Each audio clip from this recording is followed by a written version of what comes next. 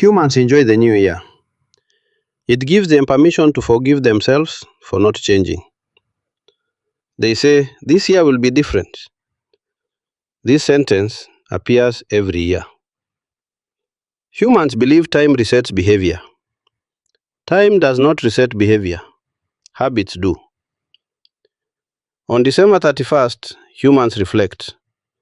On January 1st, they forget. They write resolutions, then design daily routines that sabotage them. Humans celebrate midnight, but most problems operate on a morning schedule. Traffic remains. Bills remain. Avoided conversations remain. Only the calendar feels refreshed. Humans say they want growth, but growth requires discomfort, and discomfort is postponed until February. Some humans mistake motivation for direction. Motivation is loud.